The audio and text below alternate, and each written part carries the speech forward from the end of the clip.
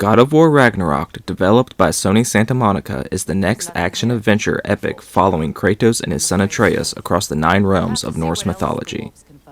Kratos has seen many things on his plethora of journeys, but according to his past journey in God of War 2018, this may be his last. It seems as if everything is leading up to this moment, and while Kratos is fighting off the chains of destiny, he must also find a way to be a helpful father, a leader in a war, as well as coming to terms at what kind of person lies within him.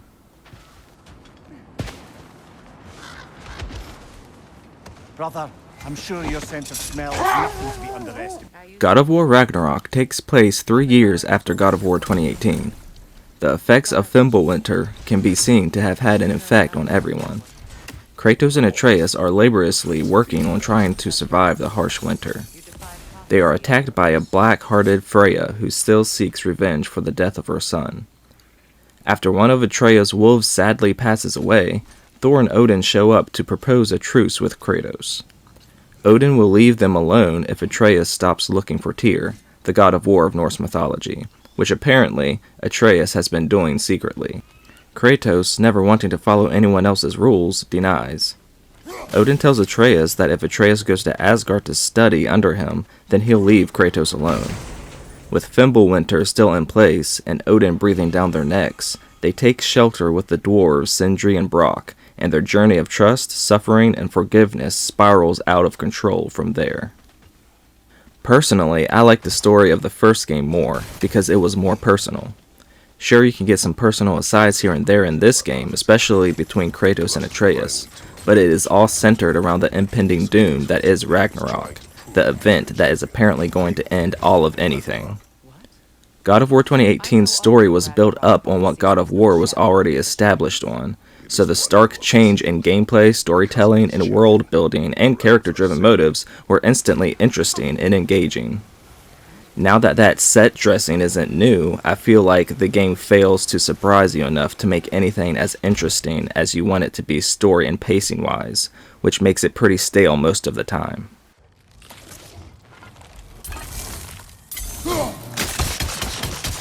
The over-the-shoulder style of combat is still here with the same approach as the last game, where there are no cuts between scenes and gameplay, which makes some scene transitions stand out in the way they had to be inventive. Kratos has his Leviathan axe with ice powers and his Blades of Chaos with fire powers he uses to take down his foes. With these, you can perform a number of light and heavy attacks. Throughout the game, his comrades will join him in fights where you have some control of their actions in battle. There are a myriad of moves you can pull off, and there is a skill tree where, after you level up, you can use your skill points to learn new moves. Doing those moves a set number of times will allow you to attach a boost to that move to make it more viable. You can find or buy different hilts for your weapons, equip different enchantments, earn runic gems to slot into your weapons, find resources to sell or level up your weapons, buy items that can heal you, among other things that provide different ways of play to turn the tide of battle. Fighting is smooth and more fun than ever. Switching between weapons and pulling off different moves and creating combos, while also controlling your AI partner, works well, and the fluency of it all creates this urge of wanting to keep playing and finding more things to get better, to do better. The camera may cause problems though, since you don't really have that good of a view of your surroundings. Sometimes an enemy can get a tricky hit on you. There are arrow indicators that warn you where there may be hits coming from, and Mimir, the talking head on Kratos' hip, also warns Kratos of incoming danger, but the cheap shots still feel a bit unnatural and can break up the flow of combat a bit. Some moves that Kratos can naturally do in God of War 2018 are now locked behind the skill tree as well. I understand it's the way that it is to add to the sense of progression, but it is still annoying. It still feels like you are going backwards character progression-wise. Another thing that adds to this idea is the mechanic of having different shields. In the last game, you had your one shield that you could use to block and parry, and even pull off some cool moves. Now there are different types of shields you can find, buy, or craft.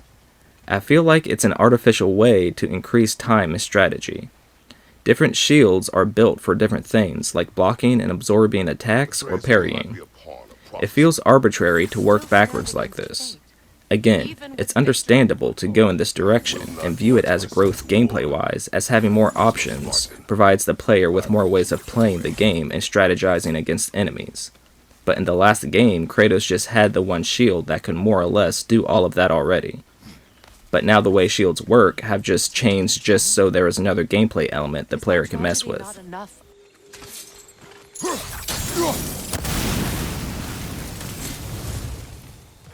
Throughout your adventure, you'll come across different environmental puzzles where you have to run around a small area and complete things in a certain way and or a set amount of time before having to continue. These puzzles vary in multiple degrees of difficulty, and some involve your weapons, like freezing a chain with your axe or pulling an object over with your blades. The puzzles are usually incredibly straightforward, so there's never anything interesting. It feels like you're just going through the motions. There really isn't anything that will give you any sense of accomplishment, especially since your companions will immediately tell you what you need to do to solve them every single time. The characters in the game already have a lot to say. They never stop talking. Whether Mimir is telling a story, the characters are talking during battle, characters are fighting with each other, or characters are simply pondering an idea or the way of life while you're traversing the different realms. But it is pretty ridiculous that any ounce of thought the player has to commit to is instantly erased because the game will explain it to them. There are a few puzzles that you may get hung up on, only because the world isn't built in a way that conveys anything clearly. Even when it comes to exploring, characters will flat out say that something can't be completed yet, because the right tool hasn't been collected, or that we will need to come back to this area later. That is something I don't like. It feels like I'm not playing the game is playing me.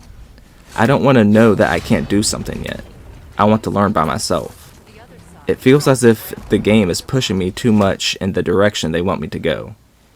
Even when you do explore areas and find something, characters will say something like, glad we explored, as if telling the player that it was a good idea to go that way and not the right way. There's just too much for every single thing you do, right or wrong. It's just a different type of hand-holding. I think we need more special equipment to use this. I don't think this is working, brother. Maybe we should come back. The game looks beautiful. Clouds envelop billowy skies, creatures are detailed incredibly, and wrinkles crease on brows when someone is upset. Graphically, God of War Ragnarok is wonderful in every way, and with how you are traveling to so many dispersed destinations, there are always new characters, enemies, and environments to look forward to seeing. There is a nice diversity in environments and enemies as well, giving you a lot of different approaches in combat through traversal and planning your actions and how you will overcome the bad guys. While everything looks great, traversing the worlds is another area where the game falters.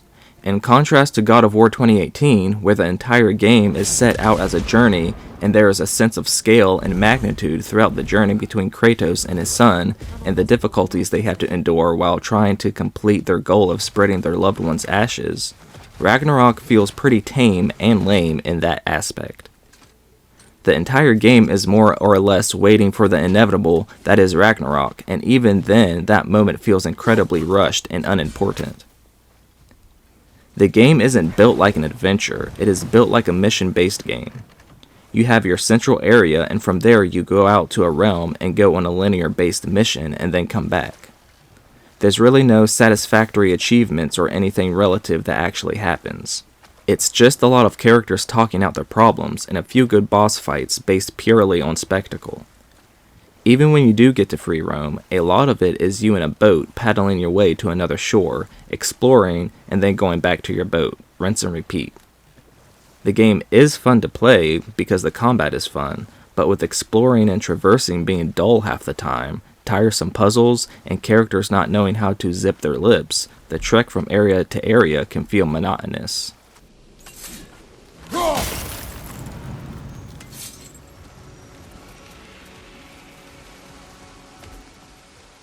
The music in the God of War games has always been phenomenal. This may be the best yet. The orchestral score really embellishes moments and gets you hyped. Kratos and Atreus' themes in particular always pack an emotional and powerful punch that define the characters and their journey. Sound design is also very good. The screeches and cries of your defeated adversaries and the different sounds your weapons make smacking up against rocks or a chain pops tonally and creates a sense of impact. Magic from different users also have a nice swirling and swelling otherworldly ambiance to their sounds.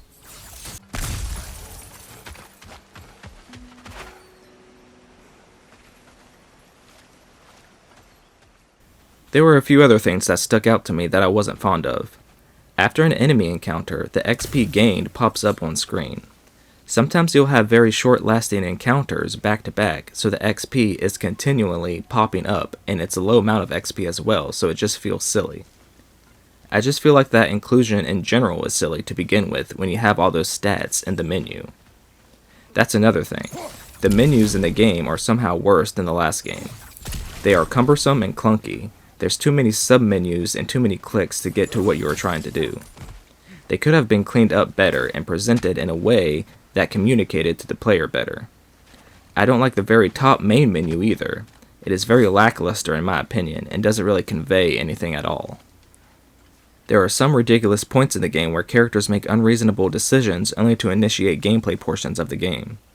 Like at one part, Kratos and Atreus are sitting on a boat on some kind of waterway system that is going through a mine.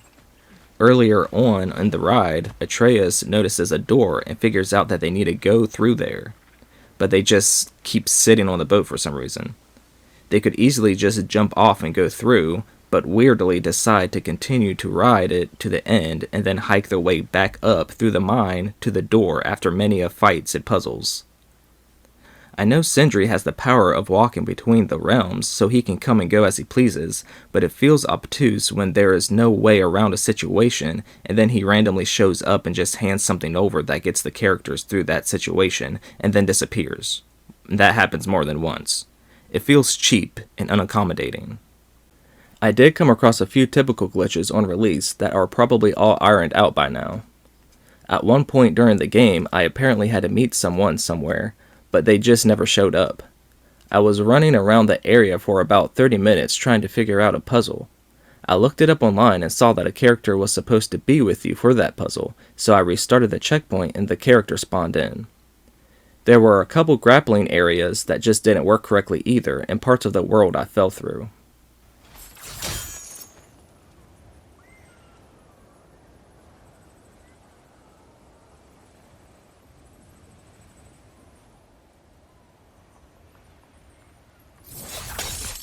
God of War Ragnarok is a journey that was needed for us as the players and for the characters, but I feel like it could have been handled better.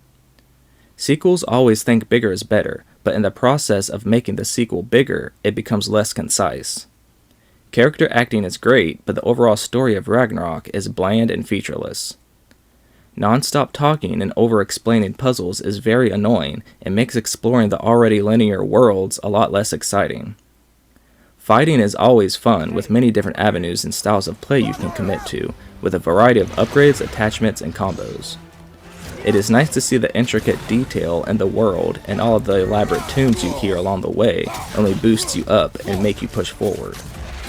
Overall, I enjoyed my time with God of War Ragnarok, but it wasn't as riveting as the game that came before, and with the epicness and scale that the name Ragnarok brings, I was disappointed that I wasn't convinced of the grandness the game was trying to persuade me toward.